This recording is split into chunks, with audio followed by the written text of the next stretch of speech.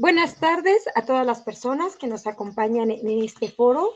Nos da mucho gusto que estén en este panel donde vamos a conversar sobre el Acuerdo de Escazú, los derechos humanos y las empresas. Yo soy Olimpia Castillo Blanco, mi organización es Comunicación y Educación Ambiental. Adelante, colegas.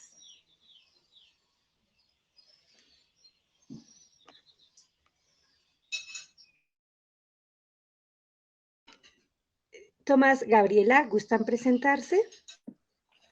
Claro que sí, hola, buenas tardes a todos y a todas. Tomás Severino de Cultura Ecológica y muy contento de poder participar en este panel y dentro de este foro que ahí he estado un poco dándole seguimiento a lo largo de los últimos días y muy agradecido por la oportunidad y ahorita platicamos. Muchas Adelante, gracias, Gabriela. Olimpia. Muchas gracias a todos y todas por estar acá con nosotras. Mi nombre es Gabriela Carreón y soy abogada mexicana y trabajo en el Centro Mexicano de Derecho Ambiental, CEMDA. Bien, pues en esta sesión, que es una sesión muy corta, pero que nos da mucho gusto de poder compartir con ustedes, queremos platicarles sobre el Acuerdo de Escazú. Yo daré un contexto general de lo que es el Acuerdo Regional sobre el acceso a la información, la participación pública y el acceso a la justicia en asuntos ambientales. Este acuerdo fue adoptado en Escazú, Costa Rica, el 4 de marzo de 2018. Si nos damos cuenta, es un instrumento internacional muy reciente. Fue adoptado en la municipalidad de Escazú, en San José, Costa Rica, y es de ahí de donde toma el nombre sintético de Acuerdo de Escazú, con el que generalmente lo conocemos.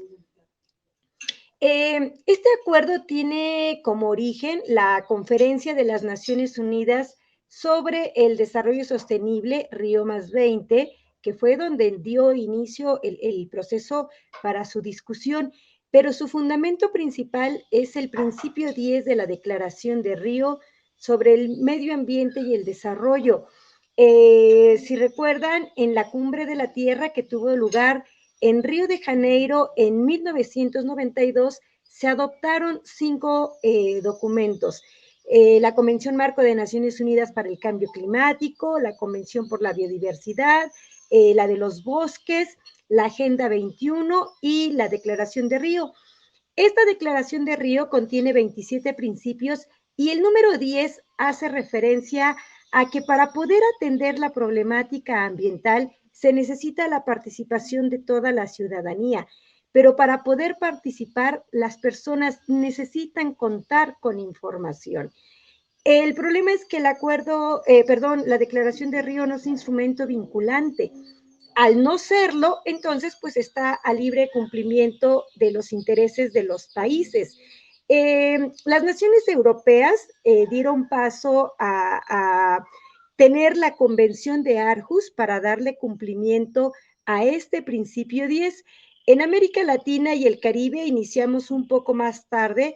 Justamente aquí es donde las organizaciones de la sociedad civil tuvimos una participación muy interesante, promoviendo que nuestros gobiernos, cuando nos encaminábamos a la cumbre de Río +20 en el 2012, se iniciara una discusión en torno a tener nuestro propio instrumento regional que le diera cumplimiento al principio 10. En esa ocasión se firmó la declaración sobre la aplicación del principio 10 de la Declaración de Río. 10 países de la región lo firmaron. Se tuvo entre el 2012 y 2014, tuvimos una serie de reuniones preparatorias. Finalmente se tuvo el documento final que entró a la negociación noviembre de 2014. Todo esto auspiciado por la Comisión Económica para América Latina y el Caribe, la CEPAL, que es la institución que le ha dado seguimiento formal y ha fungido como secretariado técnico. Tuvimos 9 reuniones de negociación entre mayo de 2015 y marzo de 2018. Detalle importante, ahí las organizaciones de la sociedad civil tuvimos voz en cada una de las reuniones plenarias. No tuvimos voto, pero tener voz nos permitió hacer interesantes aportaciones al documento. De manera particular, el artículo 9 del Acuerdo de Escazú es una aportación de la sociedad civil, y ya platicaremos más adelante de la relevancia de este artículo, que es el que refiere a la protección de las personas defensoras. El acuerdo se abrió a la firma el 27 de septiembre de 2018 en una asamblea, en una ceremonia en el marco de la Asamblea General de las Naciones Unidas. ¿Cómo vamos a estas alturas?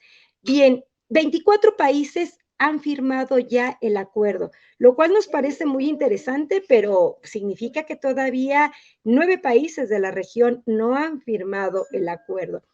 Y ya llevamos 12 ratificaciones.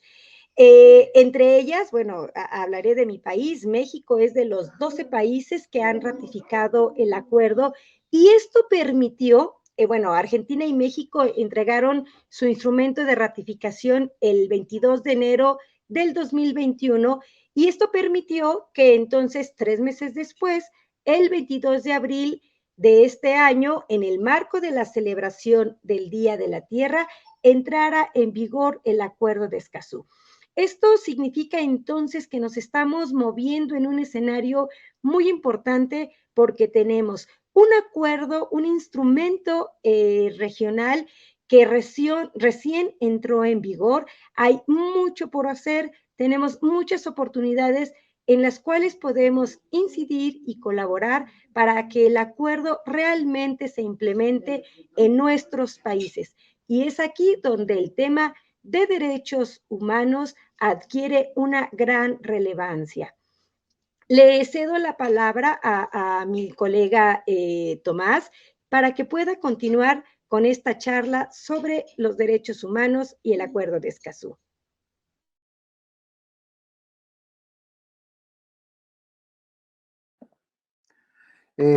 Gracias, Olimpia. Bueno, sí, a mí me va a tocar platicarles de un poco en qué está el acuerdo, o sea, qué sigue en términos inmediatos con el proceso institucional del Acuerdo de Escazú, que como ya nos contaba Olimpia, tiene que ver con, pues que ya está, ya arrancó el pasado 22 de abril, ¿no? Y por lo tanto va a tener su primera conferencia de las partes a los 12 meses de haber entrado en vigor. Esto nos habla de abril del 2022.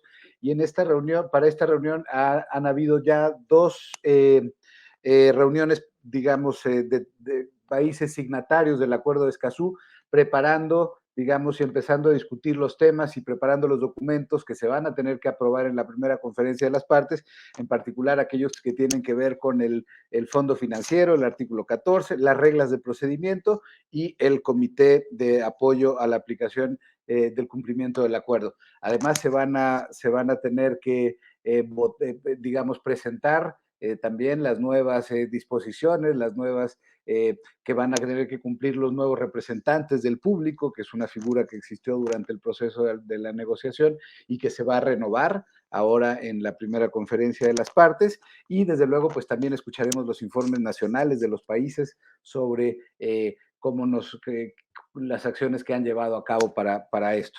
Bueno, para la implementación del acuerdo. Necesitamos, sí, ampliar la base social, más empresas, más personas, más organizaciones, más países y también, pues, más empresas privadas, que es, digamos, el tema que nos invita hoy a platicar.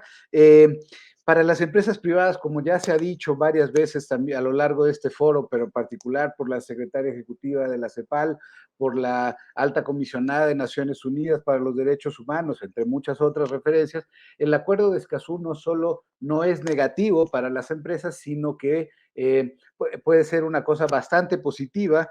El Acuerdo de Escazú está también en la hoja señalado en el punto 2 de la hoja de ruta que se va a enriquecer con los diálogos y las discusiones de este foro y las propuestas de todas y todas. Entonces, el Acuerdo de Escazú, contrario a lo que se ha dicho en algunos países donde sí ha habido campañas en contra del acuerdo desde el sector privado, en realidad el Acuerdo de Escazú va a ayudar en muchas cosas, desde las más obvias o evidentes, como la certeza jurídica para los proyectos, digamos, la disminución de los márgenes de la discrecionalidad y por tanto de la corrupción. Sobre todo tiene que ver con la cantidad de conflictos socioambientales alrededor de muchos proyectos que incluyen a la empresa privada, proyectos que no son consultados, proyectos que no son informados y proyectos que a la larga terminan además saliendo muy caros y que no cuentan con la participación ni por lo tanto tampoco generan beneficios a las comunidades. Esto es algo que el Acuerdo de Escazú puede ayudar propone las vías de cómo tiene que ser la participación de las comunidades potencialmente afectadas, desde las etapas tempranas del proceso y no como suele ser, que es cuando, si acaso, cuando ya las decisiones están tomadas y poco menos que la maquinaria está a punto de entrar a sus comunidades. Entonces, digamos, el Acuerdo de Escazú, visto desde este enfoque preventivo de conflictos socioambientales, también es una herramienta que puede ayudar a esta gobernanza del siglo XXI de los temas que tienen que ver con los derechos humanos y el sector privado. Como digo, el abanico que se ha venido construyendo en los últimos años alrededor de estos temas, pues tiene en Escazú tiene un complemento. Tiene un complemento que puede, digamos, debería ser de mucha utilidad, no solo como las obligaciones que se puedan imponer al sector empresarial, si es que pudiéramos así catalogarlo como en uno solo, o al sector privado, que desde luego las hay, las obligaciones de reportar y generar información cuando se ejerzan recursos públicos en alguna función o en otra, está bien, pero también como beneficiarios, pues si al final el Acuerdo de Escazú pone al centro a las personas, y son las mismas personas las que pueden ser también los accionistas, los dueños, los gerentes, entonces desde ahí y poderse beneficiar también en otro nivel como empresa, teniendo más y mejor información que ha sido generada por parte de los gobiernos, ¿no? Pudiendo hacer procesos participativos donde digamos, incluso desde la evaluación del impacto ambiental de un proyecto, pues podamos contar con la participación de la gente que pueda proponer soluciones más informadas, que además genere un beneficio, que evite, que como decíamos al principio, que dé certeza jurídica y que pueda involucrar, digamos, a todos los actores alrededor de esto. Bueno, pues también nos vamos a beneficiar todos, sociedad civil, grupos con condición de vulnerabilidad, académicos, gobiernos y también empresa privada, digamos, en el tema de justicia, ya hablamos de información, de participación, pero incluso en el tema de justicia, con órganos especializados más competentes, más, digamos, como mucho más acuciosos en tener de base a la ciencia de la legislación ambiental y por tanto también decisiones mucho más precisas. En fin, digamos, la reflexión en términos generales es este acuerdo que es nuevo, que se está, digamos, porque tiene escasos 6 o 7 meses de haber sido aprobado, necesitamos darlo a conocer, necesitamos que se difunda, necesitamos también desmitificar.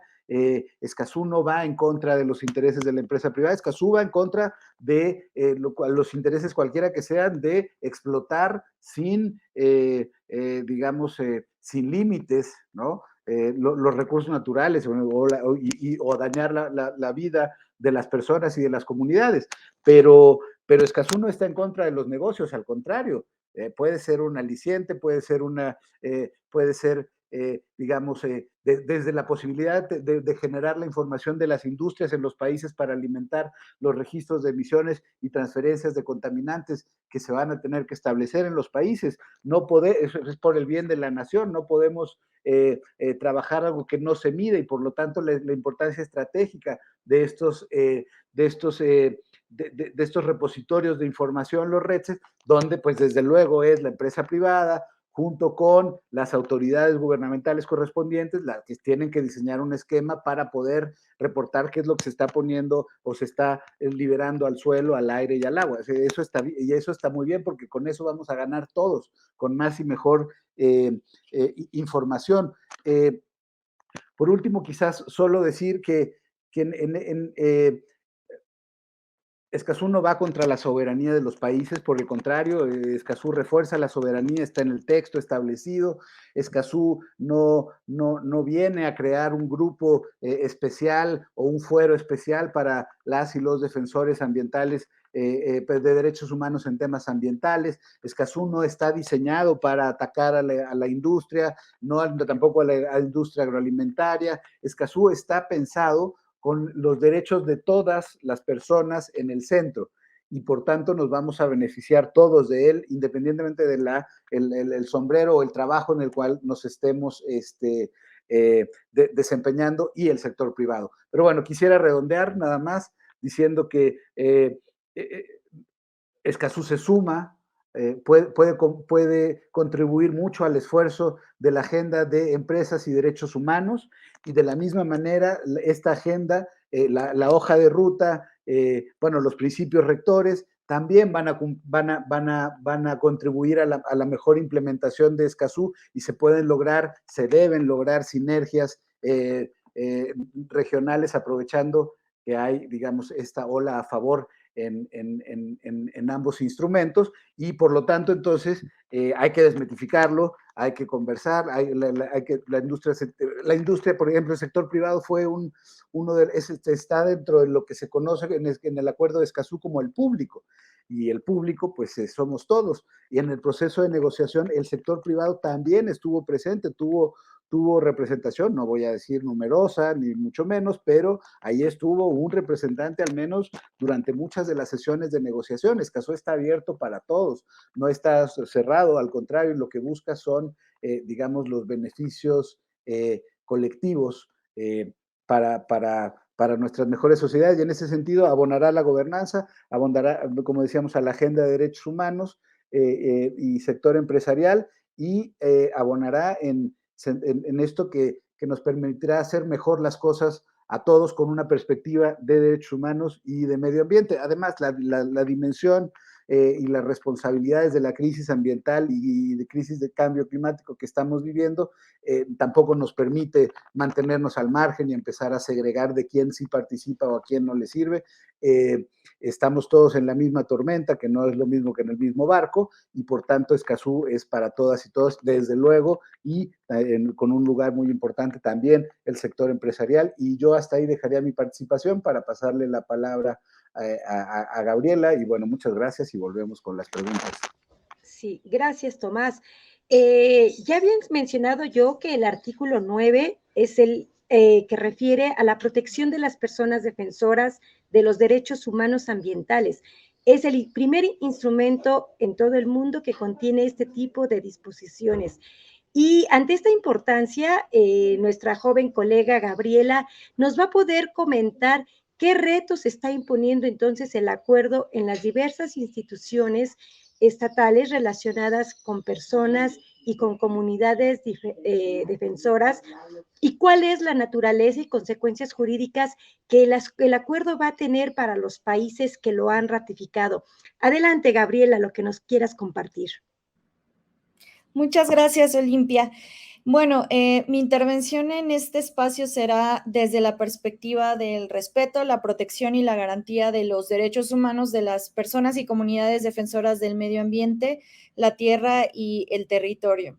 Y hablar del Acuerdo de Escazú, para mí, para el SEMDA y para muchas personas, pues es hablar de estas personas, de estas organizaciones y estas comunidades que en muchas ocasiones por defender su entorno, pues han sido atacadas y agredidas. Y en este entramado, en este fenómeno de ataques y agresiones a comunidades y personas, pues defensoras, está presente, pues sí, las instituciones del Estado, sí, los y las particulares y también las empresas. Entonces, todos estos actores hacen parte de esta problemática que aqueja, pues no solo a México, que es el país en donde vivo y donde estoy trabajando, sino también en América Latina y el Caribe. Mencioné que hablar del Acuerdo de Escazú es hablar de estas personas por dos razones principalmente. Una, porque el tratado incluye, como decía Olimpia, esta disposición vinculante sobre las personas defensoras de los derechos humanos en asuntos ambientales, es decir, el derecho a defender el medio ambiente, a defender la tierra y territorio y los derechos conexos. Y la segunda, porque el tratado pues habla de la participación y el acceso a la información, así como el acceso a la justicia, que ya había mencionado también mi compañero Tomás. Entonces, nosotras y nosotros desde el SEMDA consideramos que pues este entramado donde se genera el fenómeno de los ataques en contra de personas y comunidades defensoras, pues está relacionado directamente con estos dos componentes del tratado y por lo tanto son complementarios y no hay que verlos de manera escindida. Y en este sentido, pues las empresas también están involucradas. Entonces, con base en este preámbulo, pues abordaré los siguientes puntos que observamos como retos y como oportunidades del tratado a nivel interno. Y esto pues no son limitativos, pero por el tiempo que tenemos en este espacio, pues solo tocaré solo estos puntos y creo que también lo que podamos comentar, sí con base en nuestro trabajo realizado en México, también se puede ver reflejado pues en otros países. Estos puntos también tienen que ver con que cuando este tratado, como muchos otros tratados, pues entran en vigor en un estado, pues la idea es que las instituciones cumplan con las obligaciones derivadas del mismo, pues el propio tratado establece la necesidad de garantizar la implementación del acuerdo. Y en este sentido decir que en países donde pues ya entró en vigor el acuerdo, es decir, donde se dio todo este proceso internacional de firma, ratificación, etcétera, y pues finalmente ya está dentro del marco jurídico, pues la consecuencia es que es vinculante. Por ejemplo, en México significa que las disposiciones del Acuerdo de Escazú entran a ser parte de todo este marco jurídico y todas las leyes que tenemos. Y bueno, eso también se puede ver reflejado en otros países que tengan un sistema pues de leyes o un marco jurídico parecido al de nosotras. Entonces, bueno, antes de iniciar con estos puntos, también señalar que muchas de las obligaciones que surgen de este tratado consideramos que son obligaciones reforzadas de las ya existentes en los países, es decir, pues el derecho de acceso a la información, participación, acceso a la justicia, pues lo tenemos en otros tratados internacionales y también en nuestros propios marcos jurídicos. Sin embargo, el Acuerdo de Escazú creemos que refuerza lo ya existente, pero también impone algunas otras novedades importantes. Entonces, los puntos que tocaré son tres. El primero es el uso de todos los idiomas del país en la información ambiental. El segundo es la garantía del entorno seguro para las personas defensoras. El tercero, que ya un poco nos comentaba Tomás, son los órganos pues con conocimiento especializado en materia ambiental. Entonces, bueno, el primero nos parece importante mencionarlos porque pues el tratado indica que las personas en situación de vulnerabilidad, incluidos los pueblos, comunidades indígenas, grupos étnicos, pues reciban asistencia para formular peticiones de información y obtener respuesta. Asimismo, que los estados deberán divulgar la información ambiental en los diversos idiomas usados en el país. Lo anterior implica por lo menos dos aspectos. El primero, relacionado con los servicios de asistencia para poder formular, pues, las solicitudes o las peticiones de información. Y al respecto, pues nosotras hemos observado que en nuestros países, pues a veces existen estos sistemas ya muy establecidos y diseñados para temas penales, ¿no? O para víctimas de delitos o violaciones de derechos humanos o incluso para temas familiares, civiles o mercantiles, pero quizá no hay asistencia en las instituciones encargadas de transparencia o de proporcionar esta información. Entonces, bajo esta disposición, tenemos uno de los primeros retos, ¿no? Que es en estas instituciones encargadas de gestionar la información relacionada con el medio ambiente, pues tendrían que estar en todos los idiomas en los idiomas que utilicen en el país. También este acuerdo incluye la asistencia jurídica en casos ambientales, lo cual no es menor porque, pues repitiendo un poco las experiencias con otras materias, pues esto implicaría que también en casos ambientales se necesita una asistencia jurídica. Seguramente en sus países, pues ya tal vez existe un mecanismo específico, pero bueno, por lo menos en México creemos que todavía falta trabajo al respecto. La segunda es la continuación de los esfuerzos, ¿no? Para que la información sea para todos y para todas. Desde mi perspectiva, esto es una deuda histórica con los pueblos y las comunidades indígenas y grupos cuyo idioma pues no es el que se emplea oficialmente, y pues que ello ha generado pues algún tipo de exclusión. Entonces creemos que esta disposición y estas disposiciones del Acuerdo de Escazú son relevantes para estos grupos y comunidades. El segundo, como les comentaba, es garantizar el entorno seguro, y este es un tema que yo creo que nos da para una y más mesas para compartir, para discutir, para dialogar cómo se garantiza este entorno seguro, ¿no? Y bueno, el tratado pues habla de la necesidad de este entorno para el trabajo de personas, comunidades, asociaciones defensoras, proporcionándoles reconocimiento y protección. Yo creo que este es uno de los puntos centrales cuando hablamos de personas defensoras y organizaciones defensoras, pues genera el reto de cómo lo hacemos. Desde el SEMDE estamos seguras que una de las acciones debe ser el respeto por la labor de defensa, es decir, el cese a la estigmatización, al hostigamiento y a la criminalización por parte del Estado y también por otros entes, incluyendo a los particulares. Ahora, frente a este reto, pues creemos que uno de los principales actos debe ser un cese de los ataques por parte de los y las funcionarias, pues que hacen estos ataques directamente y abiertamente en contra de personas defensoras y comunidades. Pues, por ejemplo, utilizando estos discursos que se oponen al desarrollo o utilizando estos discursos de que pues no se quiere el progreso.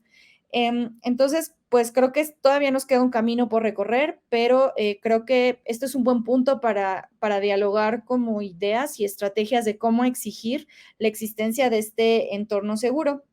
Y hablando de obligaciones reforzadas, pues también comentar que muchos de nuestros países tienen estos mecanismos de protección a personas defensoras y que el Acuerdo de Escazú lo que viene a hacer pues es reforzar justamente estas obligaciones que ya se tienen de proteger y defender a quienes defienden. Sin embargo, pues dejamos ahí abierto también el espacio pues para compartir cómo imaginamos que además de lo que ya tenemos en nuestros países, pues podemos ir pasos adelante para garantizar pues este entorno seguro.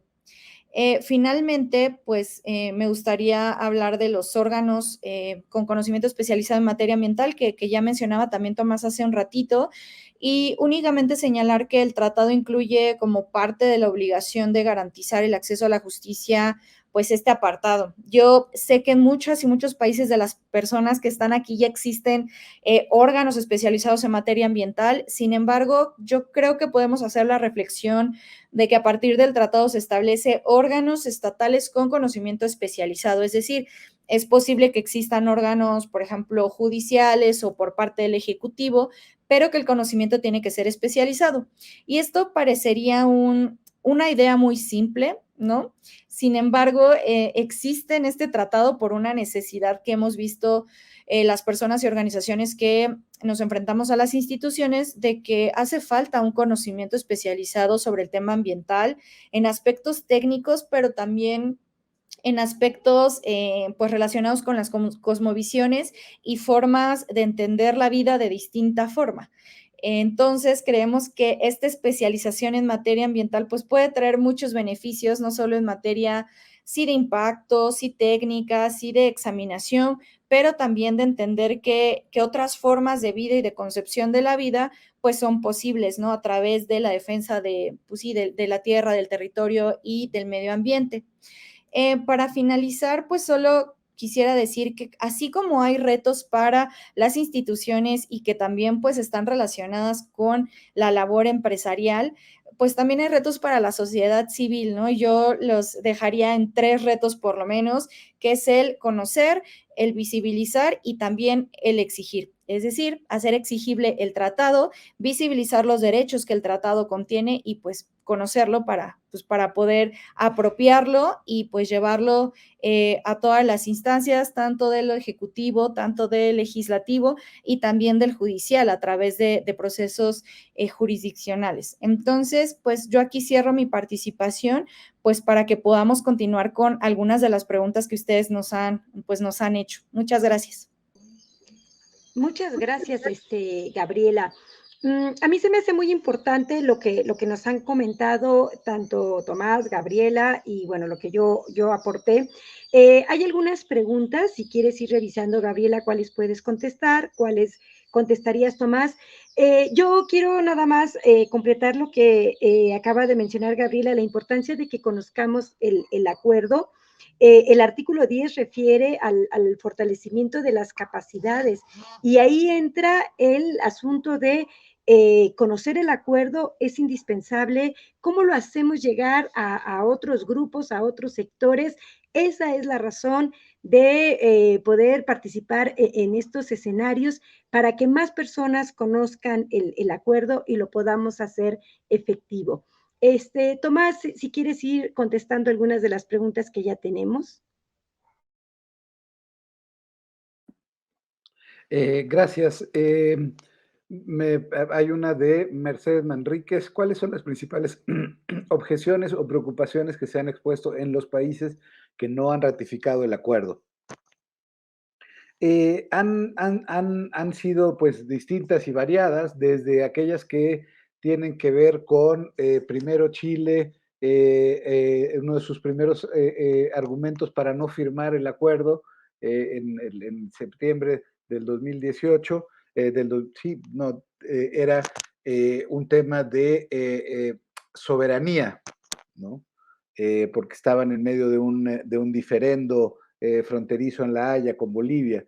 Pero después, como diciendo, ya tenemos todas las leyes y parece ser que al final tiene que ver con esto que hablábamos de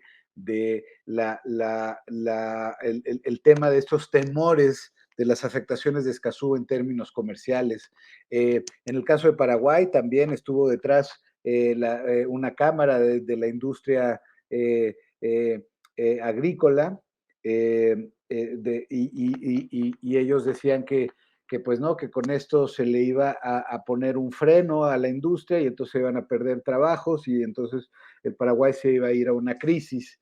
En el caso de otros países como Perú o Colombia, donde las discusiones se dieron en los procesos del debate legislativo, pues había argumentos también de que el Perú iba a perder la soberanía del 50 y tantos % de su territorio, que es básicamente lo de la Amazonía peruana.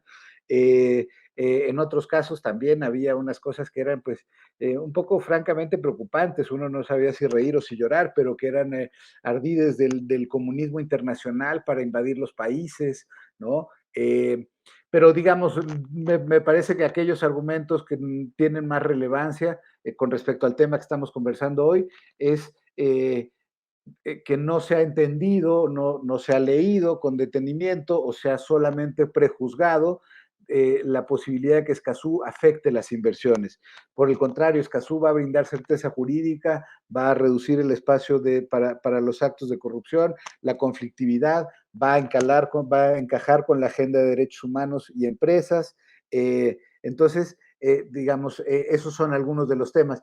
Hay ahí esta cosa de la carga de la prueba en países como Costa Rica, pero donde ya en temas ambientales la carga de la prueba se viene poniendo hace por lo menos unos 15, 17 años ya en fallos, ¿no? En fin, eso, me parece que los argumentos centrales tienen más que ver con podremos seguir haciendo los negocios como lo venimos haciendo como siempre, digamos, como le llaman en inglés el business as usual, ¿no? Escazú, digamos, la idea es que no eso, no, se puede hacer mejor las cosas con participación, con derechos humanos, con información, con mejor justicia y poniendo, digamos, el énfasis en la protección de la vida de las organizaciones y de las personas que defienden los derechos humanos en temas ambientales y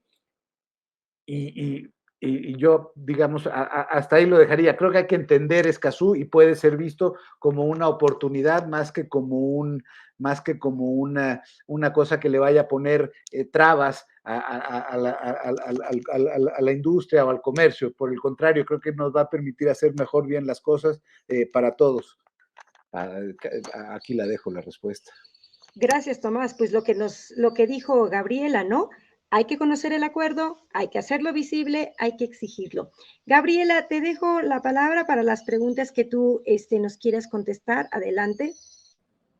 Gracias, Olimpia. Bueno, voy a empezar con esta que señala, si está el acuerdo 169 de la OIT, el acuerdo de Escazú, ¿qué diferencia tiene si los proyectos de inversión se llevan a cabo en propiedad privada y no comunal? Bueno, aquí lo que tendría que decir es que tiene que ver con la aplicabilidad del tratado. Por ejemplo, el acuerdo 169 de la OIT pues está, digamos, dirigida su aplicación a pueblos y comunidades indígenas, ¿no? Y bueno, inclusive si el proyecto de inversión se llevara a cabo en una propiedad privada, pero ahí pues la propietaria o incluso quien viviera, pues es una persona de un pueblo originario, de una comunidad indígena, pues es aplicable de igual manera el acuerdo 169 de la OIT, ¿no? Ahora, creo que es una pregunta importante porque creo que nos lleva a hablar de cómo convergen o cómo conviven los tratados, ¿no? Porque si tenemos una situación en concreto, lo que tenemos que ver es cómo va a aplicar el acuerdo 169 de la OIT, pero no solo ese, sino también pues ahora aplique el acuerdo de Escazú y aplicará, no sé, la Convención Americana de Derechos Humanos, aplicarán otras convenciones. Entonces, yo lo que podría decir es que no se trata de que vamos a escoger o cuál aplica, que sea solo uno, sino a veces en una sola situación aplican varios tratados internacionales y no solo eso, sino varias pues leyes del país del que hablemos, ¿no? Pero hablando de temas o de acuerdos o de tratados internacionales, pues, por ejemplo, si un proyecto de inversión se lleva a cabo en propiedad privada, pero pues la persona o las personas que allí habitan, pues son de pueblos originarios, de pueblos indígenas, pues aplica el acuerdo 169, aplicará también el acuerdo de Escazú y lo que hay que hacer es como hacer una fusión, digamos, o combinarlos, ¿no? No vamos como a ir escogiendo, sino que más bien ambos aplican y pues sí, las disposiciones de ambos tratados también aplicarán y se llama, o yo lo diría como hacer esta armonía entre tratados, ¿no? Entonces también ahí tendríamos que ir mirando pues esta aplicabilidad y cómo se van fusionando los estándares también, porque pues sí, digamos, hablando de estos dos tratados, pues ambos coinciden en algunos derechos, entonces lo que hay que ubicar es cómo se construye el estándar, ¿no? Por ejemplo, de propiedad, por ejemplo, el derecho al medio ambiente, etcétera, ¿no? Entonces, creo que hasta aquí contestaría esta pregunta y también vi esta otra que dice que ¿cómo construir información con pertinencia cultural? Bueno, esa es una pregunta bien importante y creo que nos toca a todas y a todos. Yo diría que tiene que ser pues al lado de las personas, ¿no? Que son las sujetas, las actoras en los procesos. Porque, por ejemplo, pues yo que tal vez no, o sea, bueno, que no me considero como de algún pueblo originario y demás, pues construir información con pertinencia cultural me lleva a pensar que tendría que hacerlo de la mano de una persona de esa cultura, de ese pueblo originario y demás, ¿no? Es como siempre poner en el centro a las personas y a sus culturas y no hacer una narrativa o no generar información, pues desde un punto que quizá no nos corresponde. Entonces, yo creo que construir la información con pertinencia cultural, si la vamos a construir, por ejemplo, nosotras en este espacio, tendría que ser pues siempre de la mano, ¿no? Pues con quien lo está viviendo, con quien pues es parte de ese pueblo, de esa comunidad y de ese proceso. Y la otra parte de la pregunta es cómo lograr construir espacios de diálogo entre diferentes actores, como empresas, Estado, organizaciones de la sociedad civil y comunidades para tener un enfoque preventivo. Lo que yo pienso a raíz de esta pregunta es que hay muchas leyes, por ejemplo, en México, y que incluso el acuerdo de Escazú lo aborda, son estos procesos cuando se va a implementar un proyecto. Y el enfoque preventivo yo creo que también tiene que ver con los momentos en los que las empresas y los momentos en los que las instituciones gubernamentales están concibiendo cómo se va a llevar a cabo ese proyecto o ideándolo, ¿no? Y tiene que ver, por ejemplo, con la consulta pues previa libre informada, o sea, tiene que ser desde antes, ¿no? No cuando ya estamos viendo que todo está sucediendo. Entonces, la verdad es que las leyes y el propio acuerdo de Escazú sí que nos dan muchas luces de momentos en los que estos espacios de diálogo se tendrían que dar.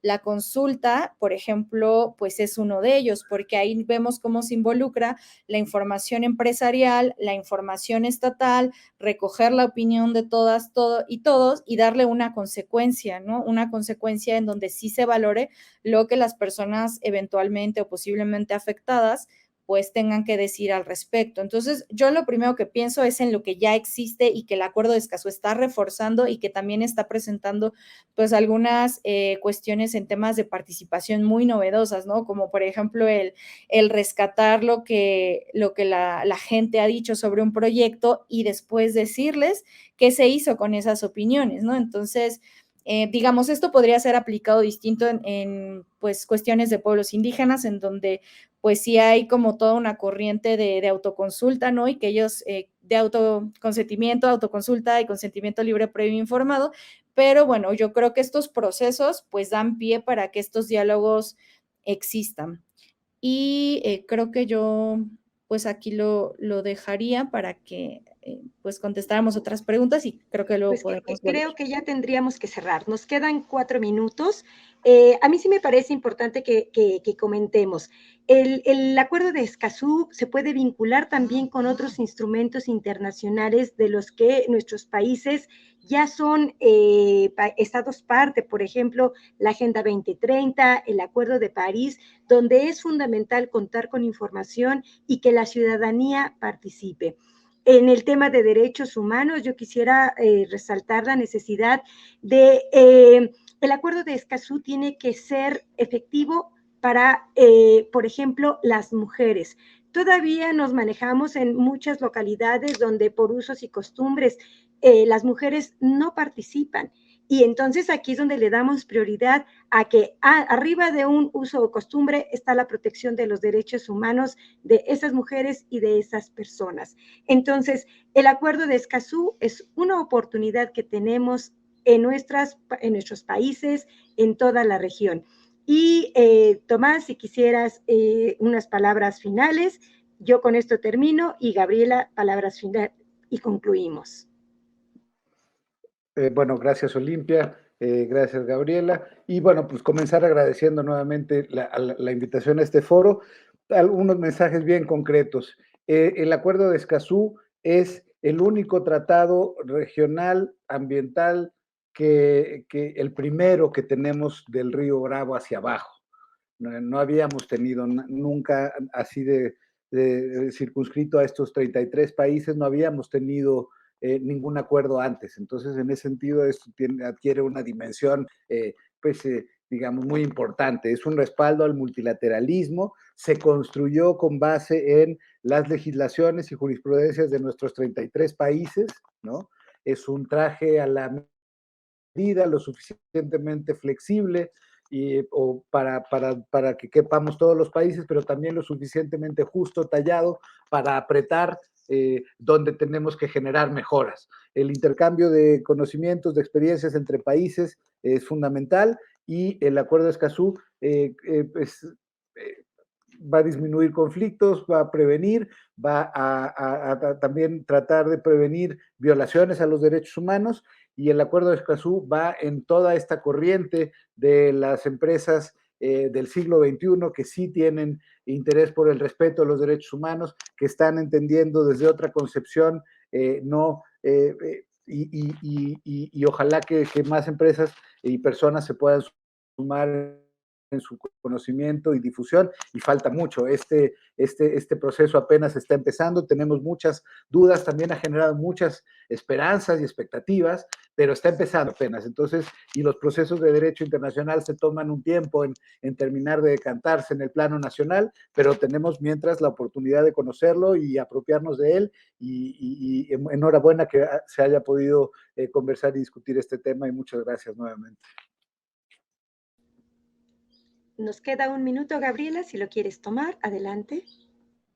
Gracias, Olimpia, y agradecerles a quienes están, pues, presentes y atentos y atentas a este proceso. También señalar que, bueno, desde nuestra perspectiva de defensa de las personas, pues, defensoras del medio ambiente, tierra y territorio, pues, es importante también visibilizar su trabajo porque, como siempre decimos, están cuidando la casa común, la casa que es de todas y de todos, ¿no? Gracias. Perfecto, pues terminamos nuestra sesión. Muchas gracias por la invitación a participar y estén al pendiente de todos los demás eventos y actividades que tenemos respecto al Acuerdo de Escazú.